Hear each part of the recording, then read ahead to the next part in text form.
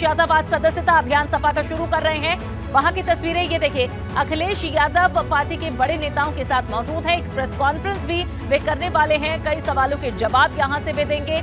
लगातार मिल रही चुनावों में हार के बाद अब ये बड़ा फैसला हुआ है, जिसमें सभी इकाइयों को भंग कर दिया गया और आज से सदस्यता अभियान की शुरुआत अखिलेश यादव ने कर दी है। और अब यहां से प्रेस कॉन्फ्रेंस भी शुरू होने जा रही है। एक्सक्लूसिव तस्वीरें आपको दिखा रहे हैं। अखिलेश यादव आज कई सवालों के जवाब देंगे।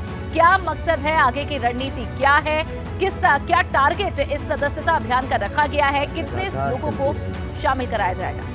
और कोशिश होगी ज़्यादा से ज़्यादा गांव में पहुँचें, हर घर तक सदस्यता पहुँचे, पार्टी की बात, पार्टी की नीतियों का, कार्यक्रमों का, पार्टी ने जो फैसले लिए हैं समय समय पर उनकी जानकारी लेकर के जनता के बीच में समाजवादी पार्टी रहेगी। इस अभियान के माध्यम से हर वर्ग के लोगों के बीच में पहुंचने का काम होगा और ज़रूरत इस बात की है, लोगों तक इस बात को पहुंचाना है कि लोकतंत्र बचाने के लिए समाजवादी पार्टी के लोग आगे आ रहे हैं। इसमें सहयोग करें, मदद करें और साथ जुड़ें। अभी लखनऊ के जो हमारी पार्टी के नेता जो चुनाव लड़े थे उनको सदस्य बनाया गया है। उनके साथ साथ और पार्टी के लखनऊ के ही केवल सदस्य हैं, पार्टी के जो नेता हैं उनको सदस्य बनाया है और उनसे उम्मीद है उनके माध्यम से लगातार क्षेत्र में इसी तरह का सदस्यता का कार्यक्रम चलेगा।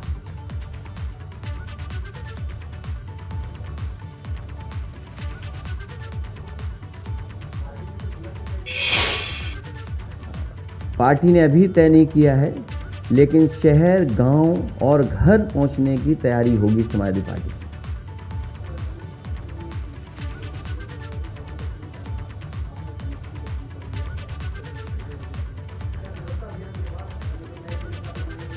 सदस्यता का अभियान खत्म हो जाएगा, उसके बाद संगठन पुनः बनेगा।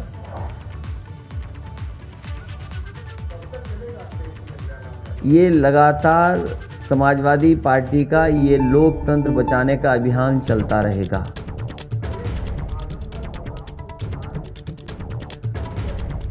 वो समीक्षा अभी आपके सामने नहीं, केवल अभी समाजवादी पार्टी सदस्यता अभियान चलाने जा रही है।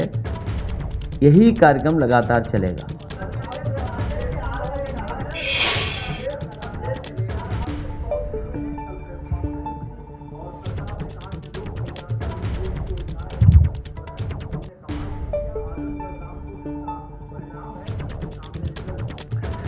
सरकार जहां 100 दिन की उपलब्धि बता रही है, सरकार को वहीं 5 साल 100 दिन की उपलब्धि बतानी चाहिए थी। और सबसे बड़ी उपलब्धि की पोल तो तब खुल गई जब उनके डिप्टी सीएम लखनऊ छोड़ करके गए और जब वापस आए तो उन्हें पता लगा कि उनसे बिना पूछे ही ट्रांसफर हो गए। 100 दिन की यही उपलब्धि है और ये वो डिप्टी सीएम हैं जिन्होंने सबसे ज़्यादा छापा मारे।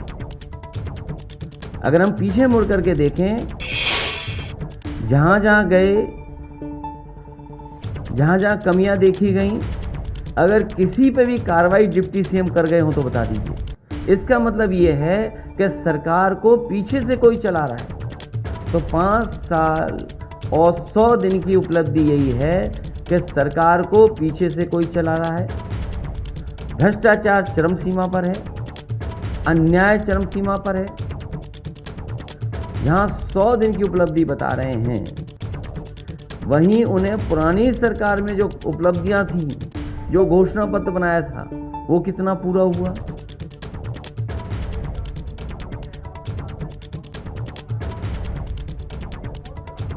अब उनका जो पत्र आया तो ये तो वही बता पाएंगे कि किसके कहने से ट्रांसफर हुए हैं।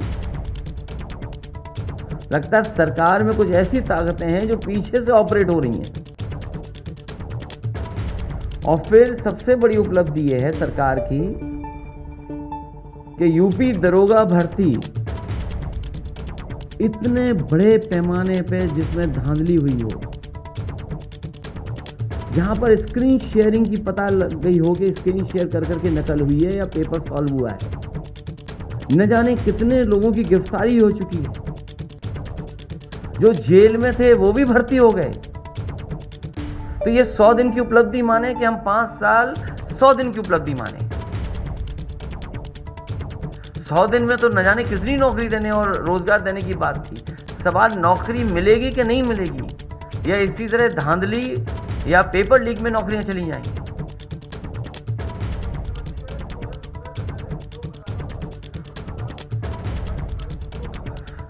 जो अभी हाल में फीता काटेंगे वो भी समाजवादियों की उपलब्धि पुराने साल की। जो आज हम और आप बैठे हैं, इसके बाद जो पहला फीता कटेगा,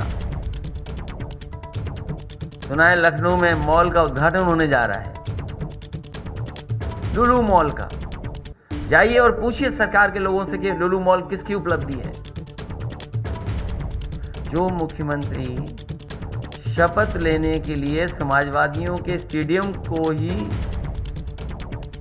जाना पसंद करते हो, उन पर कौन सी उपलब्धि है?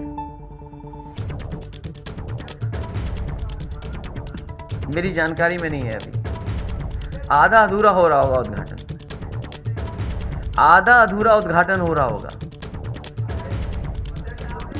ये तो हमारे जागरूक पत्रकार बता पाएंगे कि लुलु मॉल किसकी देन है। अगर ये सच बता पाए तो हम मान जाएंगे इनको। नहीं, आप नहीं बता रहे, दूसरे एक पत्रकार साथी हैं।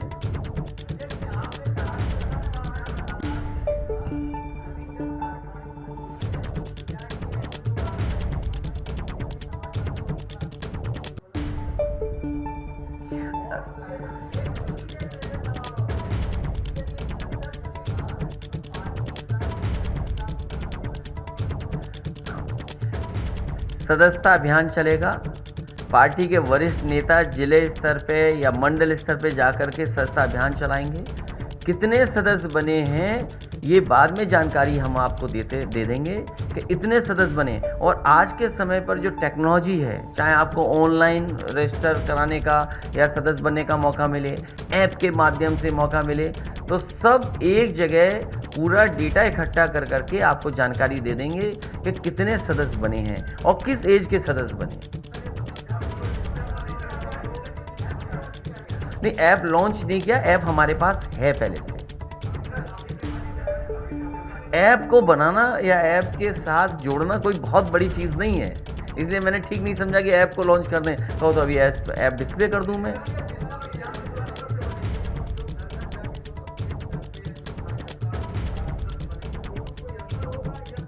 नहीं, उसमें अंतर कैसे हो सकता है, क्योंकि आप पार्टी के सदस्य बन रहे हैं और आप केवल टेक्नोलॉजी का इस्तेमाल कर रहे हैं। फॉर्म एक सा है और जो पैसा देना है वो भी एक सा है। मौजूदा संख्या अभी हमारे जानकारी में नहीं है, पूरा हम डेटा आपको दे देंगे। क्योंकि पिछली बार जो सदस्यता का चला था अभियान, उसमें बहुत सारे सदस्य हमारे, क्योंकि डिजिटली हमने नहीं किया था, केवल गिनती कर करके रख लिया था। इस बार पूरा डिजिटलाइज कर करके आपको डेटा दे देंगे। इसलिए मैंने कहा कि अगर आप ये भी जानना चाहोगे कि किस एज ग्रुप का बना, तो कोशिश करेंगे वो भी आपको बता दें। ये हमारी आपकी, क्योंकि आज जब लखनऊ के लोग बने हैं, मेरे बाएं से लेकर के दाईं तरफ जितने लोग बैठे हैं, ये चुनाव लड़े हैं। मान लीजिए हमारे बगल में सोनी नगर लड़े, 1 लाख लगभग वोट मिला इनको। गोमती यादव 1,24,000 वोट पाए, नहीं जीत पाए। तो इन्हीं को जिम्मेदारी दे रहे हैं और इसके साथ साथ संगठन बन जाएगा, संगठन को भी जिम्मेदारी लगातार मिलेगी। इसलिए सदस्यता बड़े अभियान में चलेगी।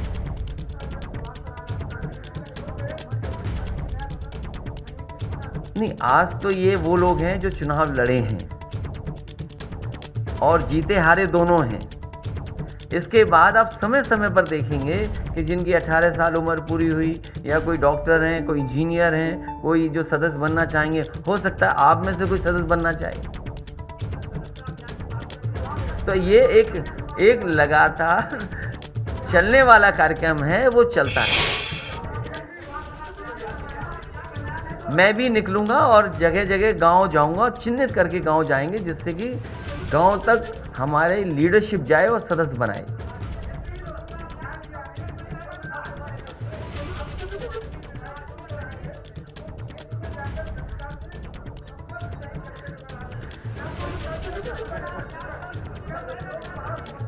ये शिकायत व्यक्तिगत है, मैं इसको दूर करूंगा।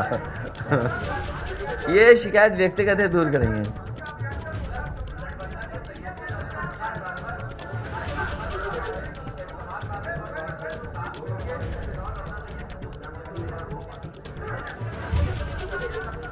समाजवादी पार्टी को किसी की एडवाइस की जरूरत नहीं है। अब कोई नाराज है तो मैं उसके क्या कर सकता हूं? कोई नाराज है, ये आजकल राजनीति जो दिख रही है वो है नहीं। कोई कई बार राजनीति पीछे से ऑपरेट होती है। इसलिए मैं आपसे कहना चाहता हूं कि आज समाजवादी पार्टी ने सदस्यता का कार्यक्रम शुरू किया है। लोकतंत्र बचाओ कार्यक्रम है। समाजवादी पार्टी के सभी लीडर, सभी पदाधिकारी जो पूर्व में थे, वो गांव-गांव जाकर के, घर-घर जाकर के सदस्यता अभियान चलाएंगे। आने वाले समय में आप देखेंगे कि हम लोग खुद गांव में जाएंगे, बैठेंगे और सदस्य बनाएंगे। सदस्य बनाते समय पार्टी की नीतियों, कार्यक्रम और पार्टी की उपलब्धियों को भी जानकारी उन तक पहुंचाएंगे।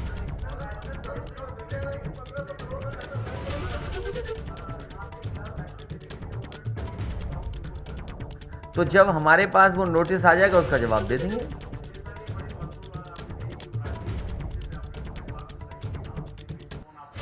कुछ पता नहीं, आज के समय में कुछ पता नहीं।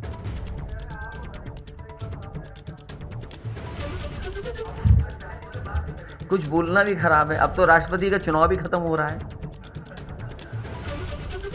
भाई बीजेपी ने यही प्रचार तो किया था। हमें बहुत सारे कार्यकर्ता साथियों ने जानकारी दी कि इस बार बहुजन समाज पार्टी का कोई राष्ट्रपति बनेगा। तब तो चुनाव भी खत्म हो गया राष्ट्रपति वाला।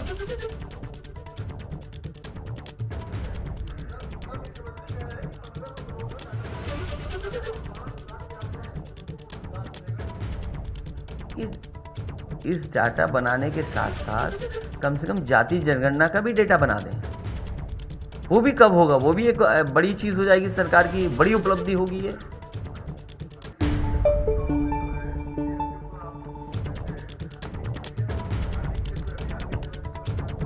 अभी हमें लोकतंत्र बचाने दो और सदस्यता अभियान चलाने दो।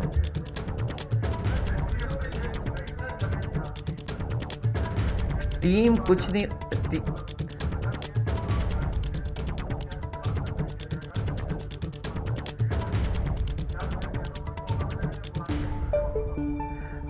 नए पुराने साथ आएंगे।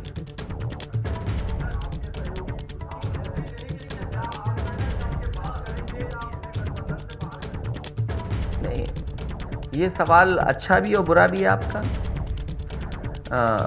जाति गणना इसलिए होनी चाहिए कि कई बार बहुत आरोप लगते हैं दूसरे लोगों पर, और हर समाज के अंदर भेदभाव पैदा कर रहे हैं लोग कि आप आबादी में इतने, आपका हक छीना जा रहा है, कोई कह रहा है किसी का हक छीना जा रहा है।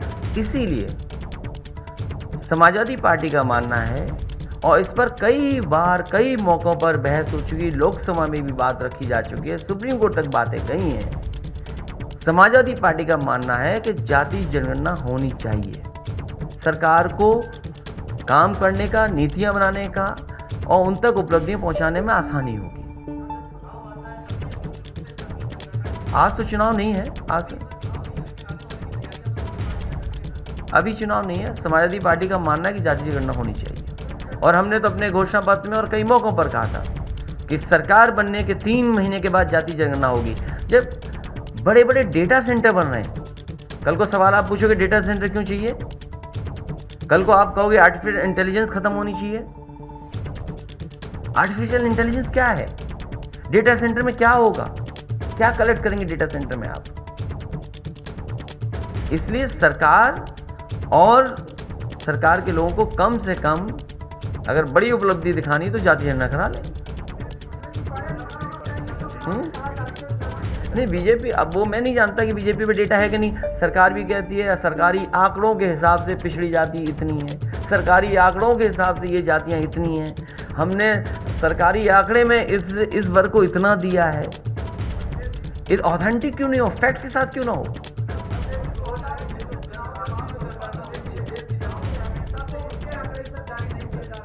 उसमें तो सरकार ने स्वीकार किया था, ये बात सच कह रहे हैं आप, कि उसमें सरकार ने खुद स्वीकार किया था। मुझे याद है उस समय लोकसभा में जो प्रधानमंत्री जी थे, होम मिनिस्टर थे, पार्टी के जो विपक्ष के नेता थे, दक्षिण भारत के नेता थे, सबने मिलकर की बात कही गई थी कि जाति जनगणना होना चाहिए और उसके आंकड़े आने चाहिए।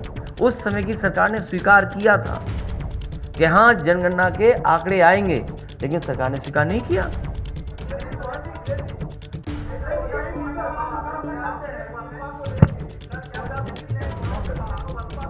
हाँ हाँ, अच्छा, मर्यादा का ध्यान रखा इसीलिए तो कुछ नहीं कह रहे।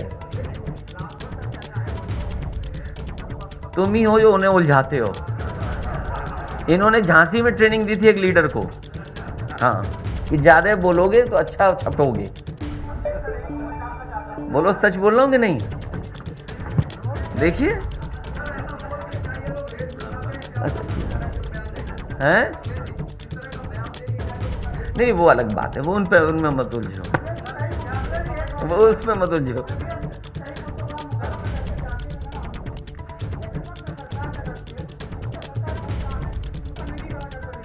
अच्छा, सरकार ने एक बार, आप देखिए, सरकार ने एक बार इस बात की गिनती कराई थी कि क्लास 3 क्लास 4 में किस जाति के लोग कितनी नौकरी में हैं, लेकिन सरकार ने कभी वो आंकड़े नहीं पेश किए। तो आज मैं मांग करता हूँ, वो हमारे पत्रकार साथी भी कुछ ऐसे ही सवाल पूछ रहे थे और आप भी हैं, कि जो जाति जनगणना हुई थी और नौकरी में कितने कितने हैं क्लास 3 क्लास 4 में, वो आंकड़े सरकार क्यों नहीं देती है? दे सरकार आंकड़े में। इसलिए सरकार जानबूझ करके ध्यान हटाने के लिए समय समय पर मुद्दे लाती है। जो बुनियादी मुद्दे हैं उन मुद्दों पर लगातार समाजवादी पार्टी जनता में रहेगी और कहेगी। मैं उसके पक्ष में नहीं हूँ। सरकार, जो फौज की नौकरी परमानेंट नौकरी होनी चाहिए, जो पहले व्यवस्था चल रही थी वही व्यवस्था होनी चाहिए। और उसमें मैंने सुझाव भी दिया था कि कॉर्पोरेट टैक्स अगर आप बढ़ा दें तो आपको बजट की भी जरूरत नहीं पड़ेगी। आज आदरणीय उदय प्रताप जी मुझे सदस्य बना रहे हैं।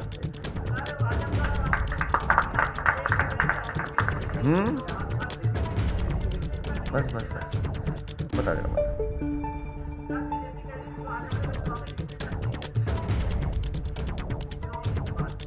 हो सकता है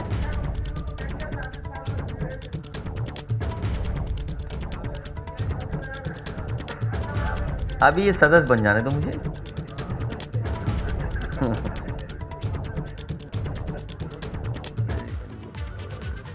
बोल देना तो ये पर्ची मैं एक बार दिखा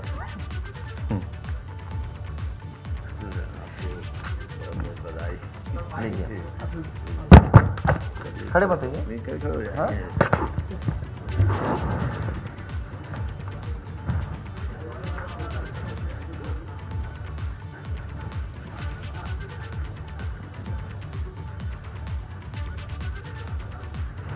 अखिलेश यादव ने सबसे पहले सदस्यता ये हासिल की है और उसके बाद अब ये सिलसिला आगे शुरू होगा। और तमाम सवालों का जवाब देते हुए अखिलेश यादव ने ये कहा है कि आखिर क्या मकसद उनका है, और साफ तौर पर ये भी कहा है कि लोकतंत्र को बचाने के लिए पूरी तरह से अब वे जुट जाएंगे। बीजेपी पर साफ तौर पर निशाना है। तमिलनाडु, कर्नाटक, मध्य प्रदेश, छत्तीसगढ़, महाराष्ट्र, उत्तराखंड, हर जगह जहां समाजवादी पार्टी की यूनिट है, राजस्थान, वहां सदस्यता का अभियान चलेगा।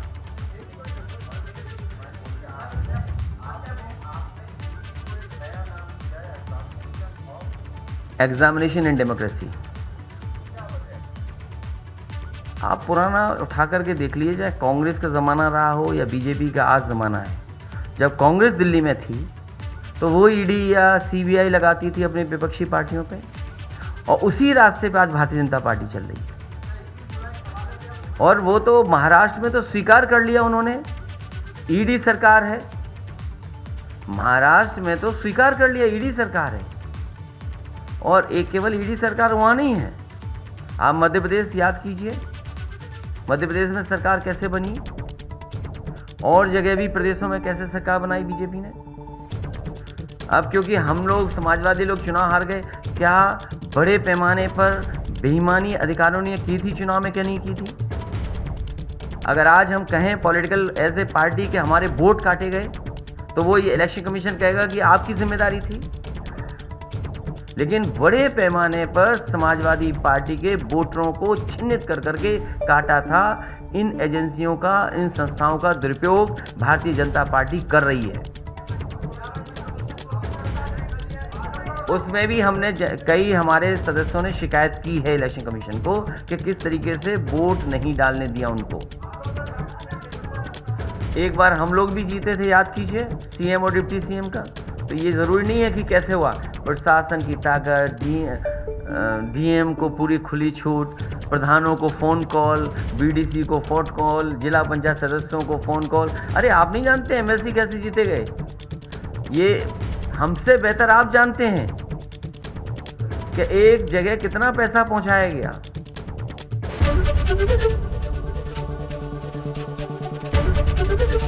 एबीपी गंगा, खबर आपकी, जुबान आपकी।